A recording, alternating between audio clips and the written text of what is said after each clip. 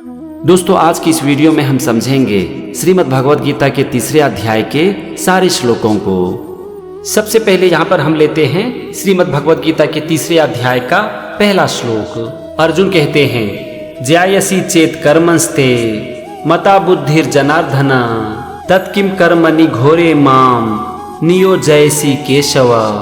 अर्जुन भगवान श्री कृष्ण से कहते हैं कि हे जनार्दन, यदि आपको कर्म की अपेक्षा ज्ञान श्रेष्ठ लगता है तो फिर हे केशव, मुझे भयंकर कर्म में क्यों लगाते हैं। इसे मैं आपको थोड़ा आसान करके समझाता हूँ। अर्जुन भगवान श्री कृष्ण से कहते हैं कि हे जनार्दन, यदि आपको कर्म की अपेक्षा ज्ञान श्रेष्ठ लगता है तो फिर आप मुझे ये भयंकर कर्म करने के लिए क्यों बोल रहे हो।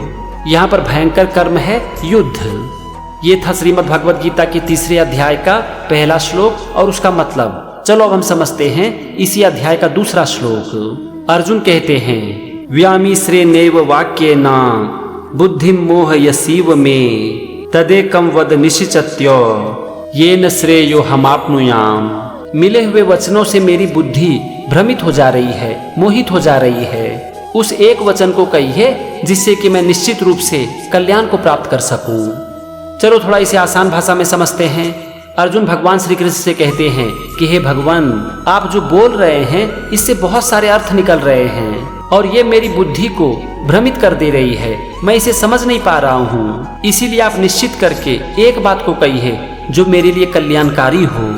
ये था तीसरे अध्याय का दूसरा श्लोक और उसका मतलब। चलो आगे बढ़ते हैं और हम समझते हैं इसी अध्याय का तीसरा श्लोक। भगवान श्री कृष्ण कहते हैं, लोकेस्मिन् द्विविधा निष्ठा पुरा प्रोक्ता मया नघ ज्ञान योगेन सांख्यानाम कर्म योगेन योगिनाम।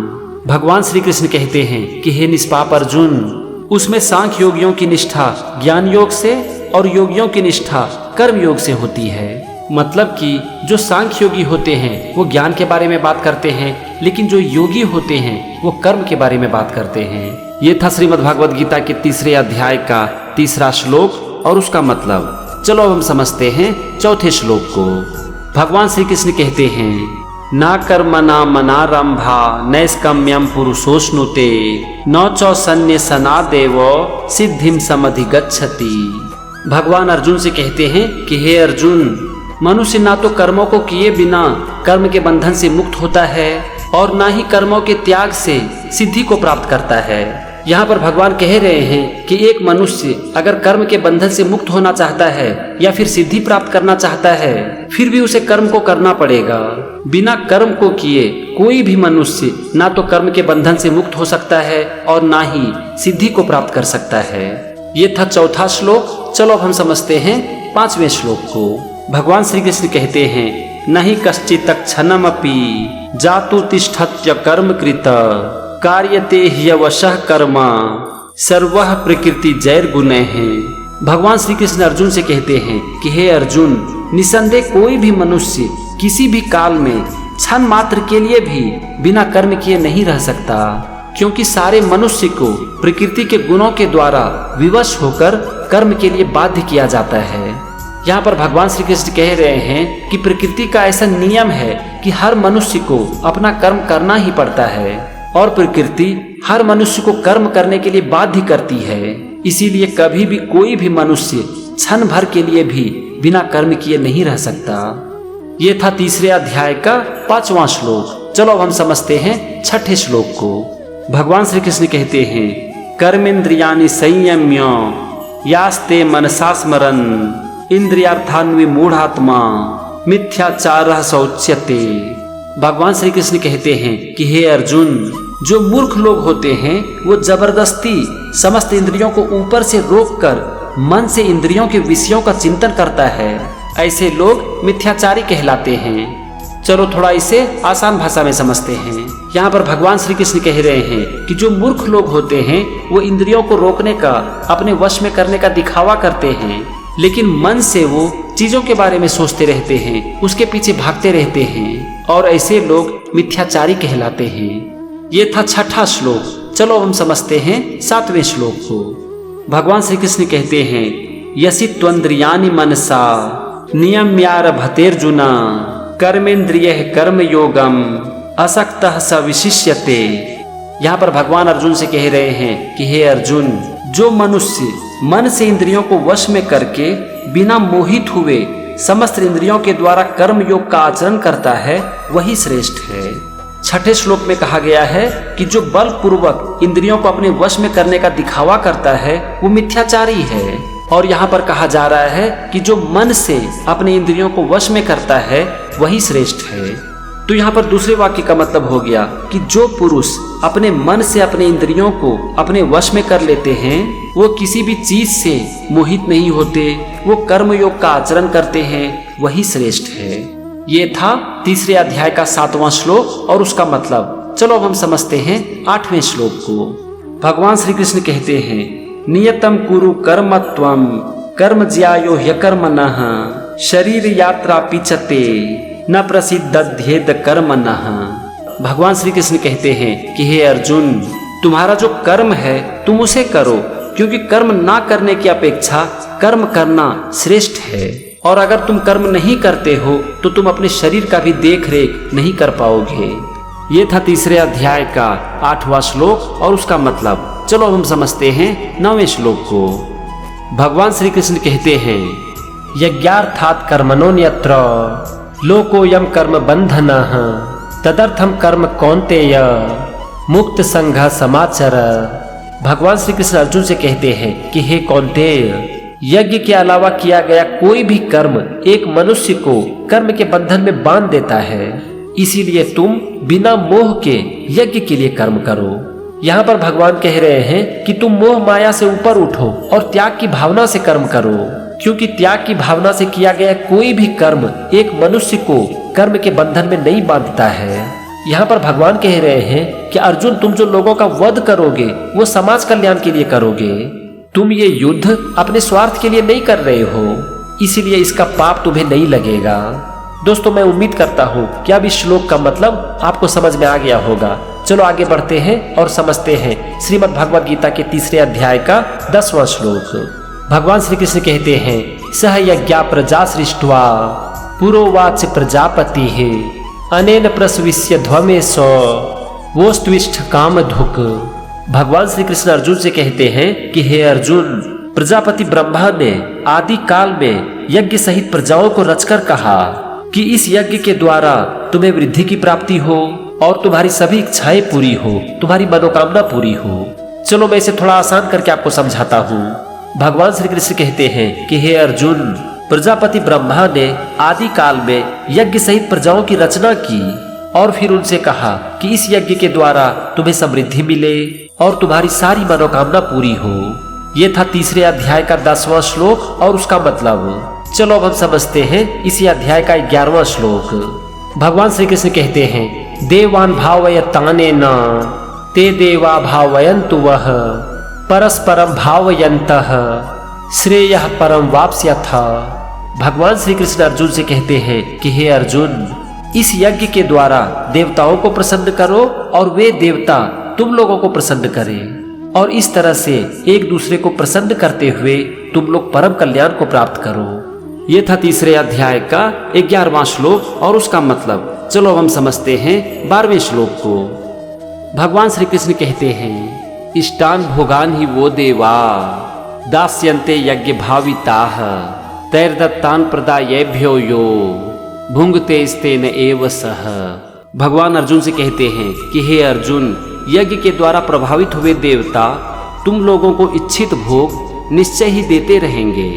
उन देवताओं के द्वारा दिए हुए भोगों को जो पुरुष इनको बिना दिए स्वयं भोगता है वह चोर ही है। चलो इसे मैं आपको थोड़ा आसान भाषा में समझाता हूँ। यहाँ पर यज्ञ का मतलब है त्याग, अच्छे कर्म। यहाँ पर भगवान अर्जुन से कहते हैं कि हे अर्जुन, अगर तुम कोई अच्छे कर्म करते हो, त्याग की भावना से कर्म करते हो, तो भगवान उसका फल तुम्हें निश्चय ही देते रहेंगे।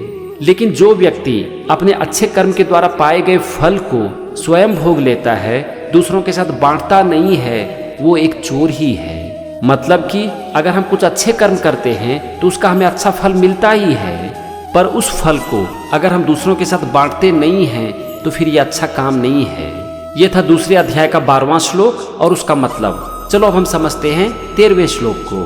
भगवान श्री कृष्ण कहते हैं, यज्ञ शिष्टाशिनः संतो मुच्यन्ते सर्व किल विषयः भुंज्यते ते त्वघम पापा ये पचन्त्यात्म कारणात्। भगवान कहते हैं, यज्ञ से बचे हुए अन्न को खाने वाले श्रेष्ठ पुरुष सब पापों से मुक्त हो जाते हैं, और जो पापी लोग अपना शरीर का पोषण करने के लिए ही अन्न पकाते हैं वे तो पाप को ही खाते हैं। यहाँ पर भगवान कह रहे हैं कि यज्ञ करने के बाद जो हमें फल मिलता है उस फल को श्रेष्ठ पुरुष लोगों में बांटते हैं, और जो बच जाता है वो उसे ही खाते हैं, और ऐसे लोग सारे पापों से मुक्त हो जाते हैं। लेकिन जो पापी लोग होते हैं वो ऐसा नहीं करते, वो अपने स्वार्थ के लिए काम करते हैं। वो जो भी काम करते हैं वो खुद के लिए करते हैं, अपने शरीर का पोषण करने के लिए करते हैं। ऐसे लोग पापी कहलाते हैं। भगवान यहाँ पर हमसे कह रहे हैं कि हमें निस्वार्थ भाव से दूसरों की सेवा करनी चाहिए, दूसरों के लिए काम करनी चाहिए। अगर हम ऐसा कर पाते हैं तो हम सारे पापों से मुक्त हो जाते हैं। लेकिन अगर हम ऐसा नहीं करते हैं, हम हमेशा खुद के बारे में ही सोचते हैं, जो भी हमें मिलता है वो हम अपने ऊपर ही खर्च करते हैं, तो हम पाप के भागी होते हैं। ये था 13वां श्लोक और उसका मतलब। चलो अब हम समझते हैं इसी अध्याय के 14वें श्लोक को। भगवान श्री कृष्ण कहते हैं, अन्नात् भवन्ति भूतानि पर्जन्यादन्न संभवः यज्ञाद् भवति पर्जन्यो यज्ञः कर्म समुद्भवः। भगवान कहते हैं कि संपूर्ण प्राणी अन्न से उत्पन्न होते हैं। अन्न की उत्पत्ति वर्षा से होती है, वर्षा यज्ञ से होती है, और यज्ञ कर्मों से उत्पन्न होता है। भगवान यहाँ पर कह रहे हैं कि अगर संसार में अन्न नहीं होगा तो लोग भी जीवित नहीं रह पाएंगे, और अगर वर्षा नहीं होगी तो अन्न का उपज भी संभव नहीं है। लोग अगर यज्ञ नहीं करेंगे तो वर्षा भी नहीं होगी, और यज्ञ जो है वो कर्म से उत्पन्न होता है, अच्छे कर्म से। यानी कि अगर हम अच्छे कर्म को ना करें तो जीवन यापन संभव ही नहीं है। इसीलिए भगवान कह रहे हैं कि हम सबको अच्छे कर्म करना चाहिए, क्योंकि हमारा जीवन अच्छे कर्म से ही जुड़ा हुआ है। ये था तीसरे अध्याय का 14वां श्लोक। चलो अब हम समझते हैं 15वें श्लोक को। भगवान श्री कृष्ण कहते हैं, कर्म ब्रह्मोद्भवम विद्धि ब्रह्माचर समुद्भवम तस्मात् सर्वगतम ब्रह्मा नित्यम यज्ञे प्रतिष्ठितम। भगवान कहते हैं कि कर्म को वेद से उत्पन्न और वेदों को अविनाशी परमात्मा से उत्पन्न हुआ जानो। इससे सर्वव्यापी परमात्मा सदा ही यज्ञ में प्रतिष्ठित है। चलो मैं इसे आपको आसान करके समझाता हूँ। भगवान अर्जुन से कहते हैं कि तुम इस बात को जान लो कि कर्म वेद से उत्पन्न होता है, और वेद उत्पन्न होता है अविनाशी परमात्मा से। इससे ये बात सिद्ध हो जाता है कि सर्वव्यापी परमात्मा सदा ही यज्ञ में प्रतिष्ठित है। अगर आप श्रीमद् भगवद गीता पढ़ोगे ना तो आप समझ जाओगे कि 14वें और 15वें श्लोक को एक साथ समझाया गया है। तो चलो हम दोनों को जोड़कर एक साथ इसका मतलब समझते हैं। भगवान अर्जुन से कहते हैं कि हे अर्जुन, संपूर्ण प्राणी अन्न से उत्पन्न होते हैं। अन्न की उत्पत्ति होती है वर्षा से, वर्षा यज्ञ से होती है, और यज्ञ कर्म से उत्पन्न होता है। भगवान आगे कहते हैं कि तुम इस बात को जान लो कि कर्म वेद से उत्पन्न होता है, और वेद उत्पन्न होता है अविनाशी परमात्मा से। तो इससे ये बात सिद्ध हो जाती है कि सर्वव्यापी परमात्मा सदा ही यज्ञ में प्रतिष्ठित है। ये था 14वें और 15वें श्लोक का एक साथ मतलब। चलो अब हम समझते हैं 16वें श्लोक को। भगवान श्री कृष्ण कहते हैं, एवं प्रवर्तितम चक्रम नानुवर्तयति यः अघायुरिंद्रियारामो मोघम पार्थ स जीवति। भगवान श्री कृष्ण अर्जुन से कहते हैं कि हे पार्थ, जो पुरुष इस लोक में इस प्रकार प्रचलित सृष्टि चक्र के अनुकूल नहीं जीता है, वह इंद्रियों के द्वारा भोगों में रमन करने वाला पापी पुरुष व्यर्थ ही जीता है। चलो इसे मैं आपको थोड़ा आसान भाषा में समझाता हूँ। भगवान श्री कृष्ण कहते हैं कि हे पार्थ, सृष्टि चक्र के अनुकूल जो पुरुष इस लोक में परंपरा के अनुसार अपने कार्य को नहीं करता है, वह इंद्रियों के द्वारा मिलने वाले आनंद में डूबा रहता है, और ऐसा पापी पुरुष व्यर्थ ही जीता है। यानी कि यहाँ पर भगवान कह रहे हैं कि सृष्टि चक्र के अनुसार हमें अपने कर्तव्य को करना चाहिए। कहने का मतलब हुआ कि हमारा जो कर्म है, सही कर्म, हमें वो करना चाहिए। अगर हम ऐसा नहीं करते हैं और सिर्फ हम भोग और विलास में डूबे रहते हैं, तो हम एक पापी पुरुष कहलाएंगे, और एक पापी पुरुष का जीना व्यर्थ है। ये था श्रीमद् भगवद गीता के तीसरे अध्याय का 16वां श्लोक और उसका मतलब। चलो अब हम समझते हैं इसी अध्याय का 17वां श्लोक। भगवान श्री कृष्ण कहते हैं, यस्त्वात्मरतिरेव स्यादात्म तृप्तश्च मानवः आत्मन्येव च संतुष्टः तस्य कार्यम न विद्यते। भगवान श्री कृष्ण कहते हैं, परंतु जो मनुष्य आत्मा में ही रमन करने वाला और आत्मा में ही तृप्त तथा आत्मा में ही संतुष्ट हो, उसके लिए कोई कर्तव्य नहीं है। यहाँ पर भगवान कह रहे हैं कि जो मनुष्य अपने आत्मा के साथ रहता है, आत्मा में तृप्त रहता है और आत्मा में ही संतुष्ट रहता है, वो कर्म के बंधन से मुक्त हो जाता है। ये था 17वां श्लोक। चलो हम समझते हैं 18वें श्लोक को। भगवान श्री कृष्ण कहते हैं, नैव तस्य कृतेनार्थो न कृत्येनेह कश्चन न चास्य सर्वभूतेषु कश्चिदर्थ व्यपाश्रयः। भगवान श्री कृष्ण अर्जुन से कहते हैं कि हे अर्जुन, उस महापुरुष का इस लोक में न तो कर्म करने से कोई प्रयोजन रहता है और ना ही कर्म ना करने से कोई प्रयोजन रहता है, और संपूर्ण प्राणियों में भी इसका थोड़ा सा भी स्वार्थ का संबंध नहीं रहता।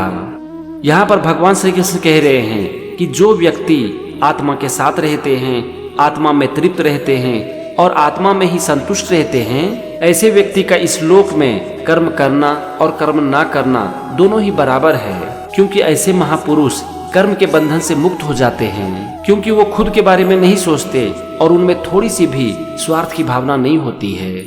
ये था 18वां श्लोक। चलो हम समझते हैं 19वें श्लोक को। भगवान श्री कृष्ण कहते हैं, तस्माद् सक्तः सततम कार्यम कर्म समाचर असक्तो ह्याचरन् कर्म परमाप्नोति पुरुषः। भगवान श्री कृष्ण अर्जुन से कहते हैं कि हे अर्जुन, तुम मोह को त्याग कर निरंतर अपने कर्म को करते रहो, क्योंकि जो मनुष्य मोह को त्याग कर अपने कर्म को करता है वो परमात्मा को प्राप्त कर लेता है। यह था श्रीमद् भागवत गीता के 3 अध्याय का 19वां श्लोक। चलो हम समझते हैं इसी अध्याय का 20वां श्लोक। भगवान श्री कृष्ण कहते हैं, कर्म नैव ही संसिद्धिम आस्थिता जनकादयः लोक संग्रह मेवापि संपश्यन कर्तुमर्हसि। भगवान श्री कृष्ण अर्जुन से कहते हैं कि हे अर्जुन, जनक जैसे राजा और ज्ञानी जन भी अपने मोह को त्याग कर कर्म के द्वारा ही परम सिद्धि को प्राप्त किए थे। इसीलिए लोक संग्रह को देखते हुए तुम भी कर्म को ही करो, क्योंकि कर्म करना ही तुम्हारे लिए उचित है। ये था श्रीमद् भागवत गीता के 3 अध्याय का 20वां श्लोक और उसका मतलब। चलो हम समझते हैं 21वें श्लोक को। भगवान श्री कृष्ण कहते हैं, यद्यदाचरति श्रेष्ठः तत्त्वदेवेतरो जनः स्वयत् प्रमाणं कुरुते लोकस्तदनुवर्तते।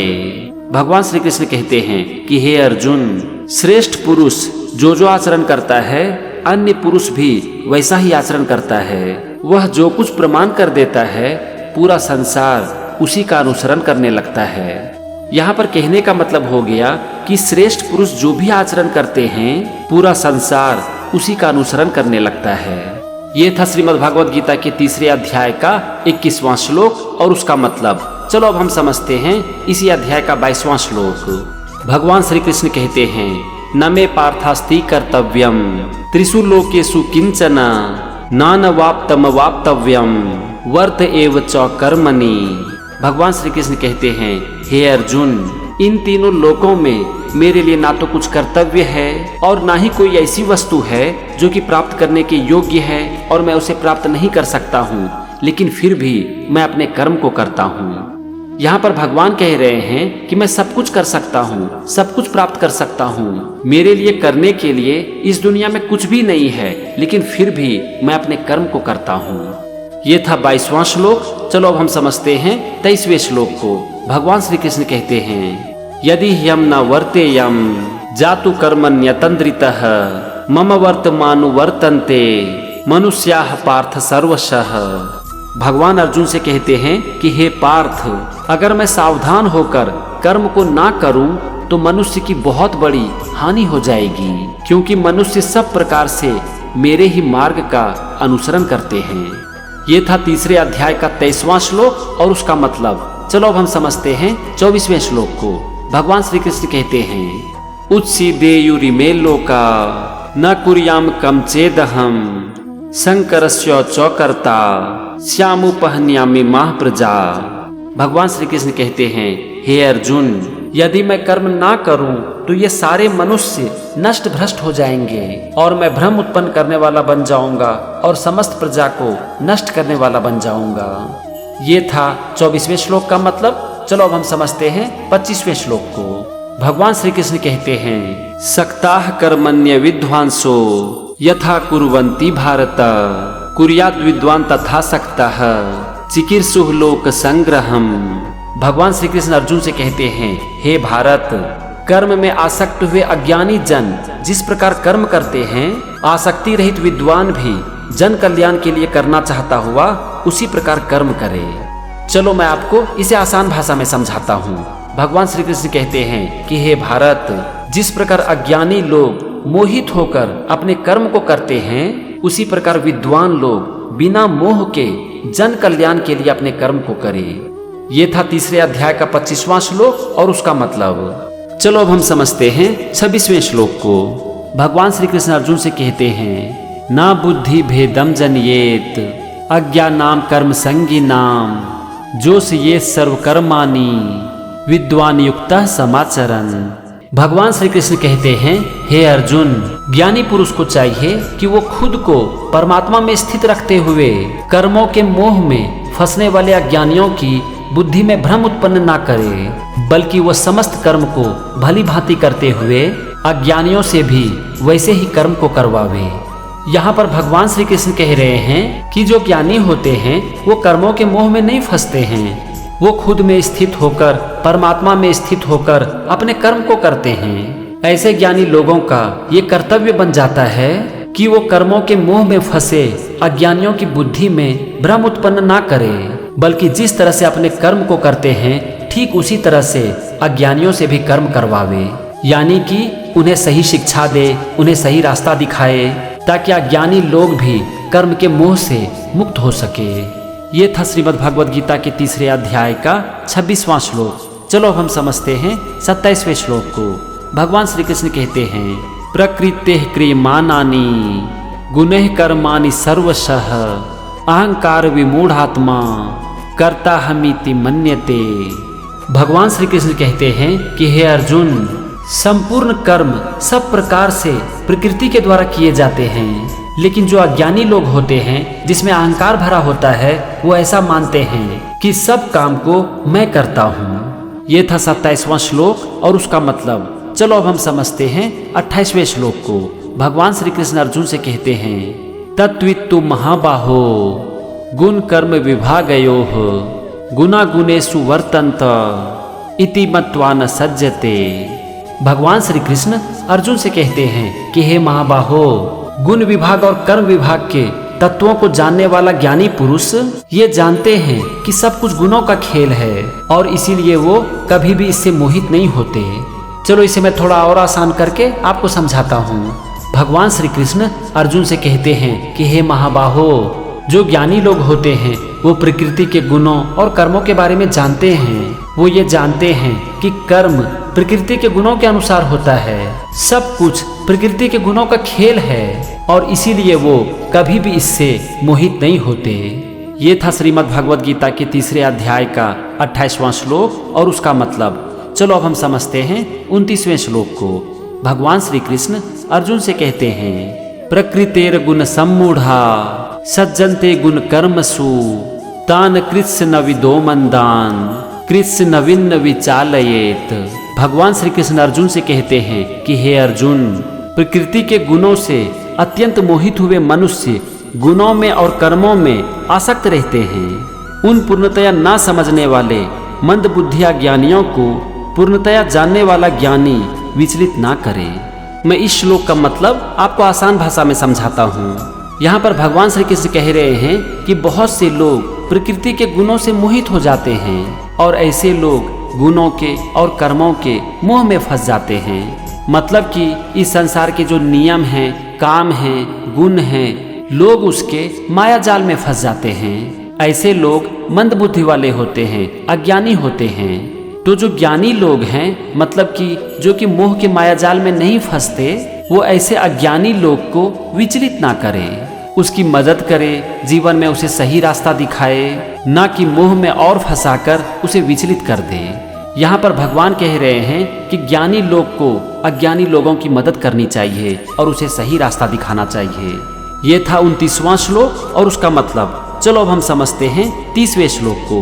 भगवान श्री कृष्ण अर्जुन से कहते हैं, मयि सर्वाणि कर्माणि सन्न्यस्याध्यात्म चेतसा निराशी निर्ममो भूत्वा युध्यस्व विगतज्वरः।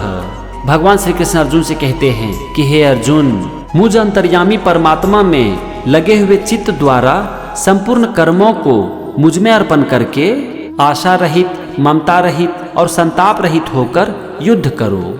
यहाँ पर भगवान अर्जुन से कह रहे हैं कि मैं अंतर्यामी हूँ, परमात्मा हूँ, इसीलिए तुम अपने पूरे मन से अपने सारे कर्मों को मुझ में अर्पित कर दो और बिना किसी आशा के, ममता के और शोक के युद्ध करो। ये था श्रीमद् भगवद गीता के 3 अध्याय का 30वां श्लोक और उसका मतलब। चलो अब हम समझते हैं 31वें श्लोक को। भगवान श्री कृष्ण अर्जुन से कहते हैं, ये मे मतमिदं नित्यम अनुतिष्ठन्ति मानवाः श्रद्धावन्तो न सूयन्तो मुच्यन्ते तेपि कर्म भी। भगवान श्री कृष्ण अर्जुन से कहते हैं कि हे अर्जुन, जो कोई मनुष्य दोष दृष्टि से रहित श्रद्धा युक्त होकर मेरे इस मत का सदा अनुसरण करते हैं, वे भी संपूर्ण कर्मों से छूट जाते हैं। यहाँ पर किस मत की बात की जा रही है? कर्म की। भगवान यहाँ पर कह रहे हैं कि जो कोई मनुष्य बिना किसी ईर्ष्या के श्रद्धा की भावना से मेरे इस मत का सदा अनुसरण करते हैं, यानी कि पूरे मन से अपने कर्म को करते हैं, वो संपूर्ण कर्मों से छूट जाते हैं। मतलब कि वो सारे कर्म के बंधन से मुक्त हो जाते हैं। ये था श्रीमद् भगवद गीता के 3 अध्याय का 31वां श्लोक। चलो अब हम समझते हैं 32वें श्लोक को। भगवान श्री कृष्ण कहते हैं, ये त्वेतदभ्य सूयन्तो नानुतिष्ठन्ति मे मतम सर्व ज्ञान विमूढ़ास्तान विद्धि नष्टान चेतसः। भगवान श्री कृष्ण अर्जुन से कहते हैं कि हे अर्जुन, परंतु जो मनुष्य मुझ में दोषारोपण करते हैं, मेरे इस मत के अनुसार नहीं चलते हैं, उन मूर्खों को संपूर्ण ज्ञान में मोहित नष्ट हुए समझो। चलो आपको मैं इसे आसान करके समझाता हूँ। भगवान श्री कृष्ण अर्जुन से कहते हैं कि हे अर्जुन, जो मनुष्य मेरे ऊपर दोष लगाते हैं, मेरे इस मत का कि अपने कर्म को करो का अनुसरण नहीं करते हैं, ऐसे लोग मोह माया के जाल में फंस जाते हैं, उनका ज्ञान नष्ट हो जाता है और ये लोग मूर्ख होते हैं। ये था 3 अध्याय का 32वां श्लोक और उसका मतलब। चलो अब हम समझते हैं इसी अध्याय का 33वां श्लोक।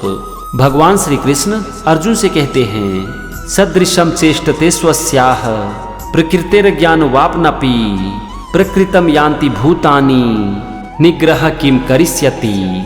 भगवान श्री कृष्ण अर्जुन से कहते हैं कि हे अर्जुन, सभी प्राणी प्रकृति के अनुसार अपने कर्म को करते हैं। जो ज्ञानी होते हैं वो भी अपनी प्रकृति के अनुसार ही चेष्टा करते हैं, फिर इसमें कोई हट क्या करेगा। चलो मैं आपको इसे थोड़ा आसान भाषा में समझाता हूँ। भगवान श्री कृष्ण कहते हैं कि हे अर्जुन, सभी प्राणी प्रकृति के गुणों के अनुसार, अपने स्वभाव के अनुसार अपने कर्म को करते हैं। जो ज्ञानी होते हैं वो भी प्रकृति के अनुसार ही अपने कर्म को करते हैं। इसमें हट करने वाली कोई बात ही नहीं है। मतलब कि आप चाहो या फिर ना चाहो, हर लोग प्रकृति के गुणों के अनुसार और अपने स्वभाव के अनुसार अपने कर्म को करते हैं। ये था श्रीमद् भगवद गीता के 3 अध्याय का 33वां श्लोक और उसका मतलब। चलो अब हम समझते हैं इसी अध्याय का 34वां श्लोक।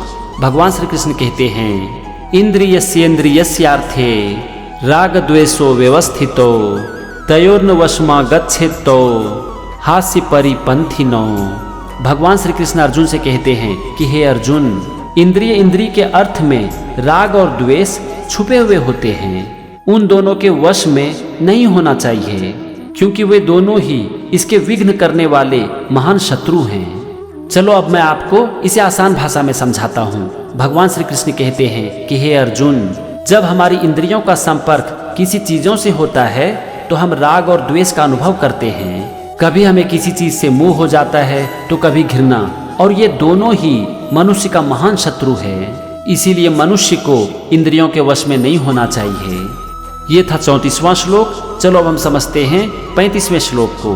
भगवान श्री कृष्ण अर्जुन से कहते हैं, श्रेयान् स्वधर्मो विगुणः परधर्मास्वनुतिष्ठतात स्वधर्मे निधनम श्रेयः परधर्मो भयावह।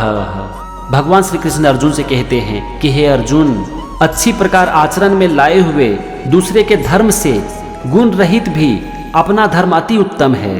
अपने धर्म में तो मरना भी कल्याणकारक है और दूसरे का धर्म भय को देने वाला है। चलो मैं आपको इसे आसान भाषा में समझाता हूँ। भगवान श्री कृष्ण अर्जुन से कहते हैं कि हे अर्जुन, दूसरों का धर्म और कर्म कितना भी अच्छा क्यों ना हो, लेकिन तुम्हारे लिए ज्यादा महत्वपूर्ण ये है कि तुम्हारा धर्म क्या है, तुम्हारा कर्म क्या है, चाहे वो बिना गुण का ही क्यों ना हो।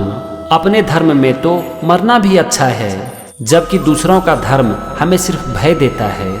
दोस्तों, मैं यहाँ पर आपको बताना चाहता हूँ कि यहाँ धर्म का मतलब हिंदू, मुस्लिम, सिख, ईसाई ये नहीं है। धर्म का यहाँ पर मतलब कर्म से है। इसीलिए भगवान यहाँ पर कह रहे हैं कि अगर हम दूसरों के कर्म के बारे में सोचेंगे तो ये सिर्फ हमारे अंदर डर ही पैदा करेगा। इसीलिए अपने धर्म का पालन करो और अपने कर्म को करो, चाहे वो गुण रहित ही क्यों ना हो। ये था श्रीमद् भागवत गीता के 3 अध्याय का 35वां श्लोक और उसका मतलब। चलो अब हम समझते हैं 36वें श्लोक को। इस श्लोक में अर्जुन भगवान श्री कृष्ण से पूछते हैं, अथ केन प्रयुक्तो यम पापम चरति पुरुषः अनिच्छन्नपि वार्णेय बलादिव नियोजितः। अर्जुन भगवान श्री कृष्ण से पूछते हैं कि हे कृष्ण, फिर यह मनुष्य ना चाहते हुए भी बलपूर्वक लगाए हुए की भांति किससे प्रेरित होकर पाप का आचरण करता है। यहाँ पर अर्जुन भगवान श्री कृष्ण से पूछ रहे हैं कि अगर मनुष्य पाप का आचरण नहीं करना चाहता है तो फिर वो किससे प्रेरित होकर पाप का आचरण करता है। मनुष्य को पाप करने के लिए कौन मजबूर करता है। ये था श्रीमद् भागवत गीता के 3 अध्याय का 36वां श्लोक। चलो अब हम समझते हैं 37वें श्लोक को। भगवान श्री कृष्ण अर्जुन से कहते हैं, काम एस क्रोध एस रजोगुण समुद्भवः महाशनो महापापमा विद्धेन मिह वैरियम। भगवान श्री कृष्ण अर्जुन से कहते हैं कि हे अर्जुन, रजोगुण से उत्पन्न हुआ यह काम ही क्रोध है। जिस इंसान का मन कभी नहीं भरता वो बड़ा ही पापी होता है और ऐसे लोगों को तुम दुश्मन समझो। यहाँ पर भगवान श्री कृष्ण कह रहे हैं कि जो मनुष्य रजोगुण के प्रभाव में आ जाता है उसके अंदर काम की भावना उत्पन्न हो जाती है और ये काम क्रोध को जन्म देती है। ऐसे लोगों का मन भोग और विलास से कभी नहीं भरता। ऐसे लोग पापी होते हैं और तुम इसे अपना दुश्मन समझो। ये था 37वां श्लोक। चलो हम समझते हैं 38वें श्लोक को। भगवान श्री कृष्ण कहते हैं, धूमे नाव्रियते वहिन यथा दर्शो मलेन च यथोल्बे नावृतो गर्भस तथा तेने दमावृतम। भगवान श्री कृष्ण अर्जुन से कहते हैं कि हे अर्जुन, जिस प्रकार धुएं से अग्नि, मैल से दर्पण और गर्भाशय से गर्भ ढका जाता है, वैसे ही उस काम के द्वारा यह ज्ञान ढका जाता है। यहाँ पर किस काम की बात की जा रही है, इसके लिए आप समझो 37वां श्लोक। ये था श्रीमद् भागवत गीता के 3 अध्याय का 38वां श्लोक। चलो अब हम समझते हैं 39वें श्लोक को। भगवान श्री कृष्ण अर्जुन से कहते हैं, आवृतम ज्ञान में तेना ज्ञानिनो नित्य वैरिना काम रूपे न कौन्तेय दुष्पूरे ना नलेन च। भगवान श्री कृष्ण अर्जुन से कहते हैं कि हे कुंती पुत्र, इस अग्नि के समान ना पूर्ण होने वाले काम रूप ज्ञानियों के नित्य वैरी के द्वारा ज्ञान ढका रहता है। अब इसे मैं आपको आसान भाषा में समझाता हूँ। भगवान श्री कृष्ण अर्जुन से कहते हैं कि हे अर्जुन, अग्नि के समान कभी ना पूर्ण होने वाला हमारा काम, हमारी इच्छा ज्ञानियों का हमेशा के लिए दुश्मन है और इस काम और इच्छा से मनुष्य का ज्ञान ढका रहता है। ये था श्रीमद् भागवत गीता के 3 अध्याय का 39वां श्लोक। चलो अब हम समझते हैं 40वें श्लोक को। भगवान श्री कृष्ण कहते हैं, इंद्रियाणि मनोबुद्धि अस्याधिष्ठानमुच्यते एतैर्विमोह यत्यस्य ज्ञानमावृत्य देहिनम। भगवान श्री कृष्ण अर्जुन से कहते हैं कि हे अर्जुन, इंद्रियां, मन और बुद्धि इसके वासस्थान कहे जाते हैं। यह काम इन मन, बुद्धि और इंद्रियों के द्वारा ज्ञान को ढक के जीवात्मा को मोहित करता है। चलो अब मैं आपको इसे आसान भाषा में समझाता हूँ। यहाँ पर भगवान कह रहे हैं कि एक इंसान के मन में जब काम की भावना, इच्छा की भावना जन्म लेती है तो ये काम की भावना इंद्रियां, मन और बुद्धि के पास जाकर रहती है। यहाँ पर कहने का मतलब हुआ कि काम की भावना इंद्रियां, मन और बुद्धि के साथ जाकर जुड़ जाती है। फिर ये काम की भावना इसी मन, बुद्धि और इंद्रियों के द्वारा ही ज्ञान को ढक देती है, और जब ये ज्ञान को ढक देती है तो इससे ये जीवात्मा को मोहित कर देती है। मतलब कि एक इंसान मोह माया के जाल में फंस जाता है। ये था तीसरे अध्याय का 40वां श्लोक। चलो अब हम समझते हैं 41वें श्लोक को। यहाँ पर भगवान श्री कृष्ण अर्जुन से कहते हैं, तस्मात् त्वम् इंद्रियाण्यादौ नियम्य भरतर्षभ पापमानं प्रजह्योनम ज्ञान विज्ञान नाशनम। भगवान श्री कृष्ण अर्जुन से कहते हैं कि हे अर्जुन, तुम पहले अपनी इंद्रियों को अपने वश में करो और फिर ज्ञान और विज्ञान का नाश करने वाले महान पापी काम को बलपूर्वक मार डालो। ये था तीसरे अध्याय का 41वां श्लोक। चलो अब हम समझते हैं 42वें श्लोक को। इस श्लोक में भगवान श्री कृष्ण अर्जुन से कहते हैं, इंद्रियाणि पराण्याहु इंद्रियेभ्यः परम मनः मनसस्तु परा बुद्धिः यह बुद्धे परतस्तु सः। भगवान श्री कृष्ण अर्जुन से कहते हैं कि हे अर्जुन, शरीर से श्रेष्ठ है इंद्रियां, इंद्रियां से श्रेष्ठ है मन, मन से श्रेष्ठ है बुद्धि, और बुद्धि से भी जो श्रेष्ठ है वो है आत्मा। ये था तीसरे अध्याय का 42वां श्लोक और उसका मतलब। चलो अब हम समझते हैं 43वें श्लोक को। और ये श्लोक श्रीमद् भगवद गीता के तीसरे अध्याय का अंतिम श्लोक है।